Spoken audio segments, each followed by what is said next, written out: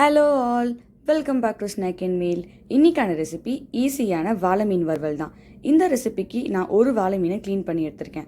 மசாலாக்கு 1/4 spoon மஞ்சத்தூள், 1 spoon மிளகாய்த்தூள், 1/2 spoon மல்லித்தூள், 1/4 spoon garam masala, 1/2 spoon chicken 65 powder, 1/4 spoon உப்பு, 5 பல் பூண்டு நல்லா இடித்து சேர்த்துக்கோங்க. பாதி லெமன் ஜூஸ், 1 ஸ்பூன் எண்ணெய் சேர்த்து அதை பேஸ்ட்டாக மிக்ஸ் பண்ணிக்கோங்க.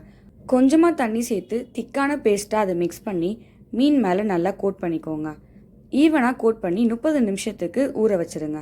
கடாயில் 3 டேபிள் ஸ்பூன் எண்ணெய் சேர்த்து மீனை பொரிக்க ஆரம்பிச்சிடுங்க. மீடியம் ஃப்ளேமில் 2லேருந்து 3 நிமிஷத்துக்கு ஒரு சைடு ஃப்ரை பண்ணி அதை திருப்பி விட்டு ஈவனாக குக் பண்ணுங்க. சைடு எட்ஜஸையும் குக் பண்ணி எடுத்தால் ஈஸியான ஃபிஷ் ஃப்ரை ரெடி. அதே கல்லில் பொரிஞ்ச மசாலாவோட ஒரு கரண்டி வெடிச்ச சாதத்தை சேர்த்து பெரட்டி எடுத்தால் மீன் சோறு ரெடி. உங்களில் எத்தனை பேருக்கு மீன் சோறு பிடிக்கும்னு கமெண்ட் பண்ணுங்கள்.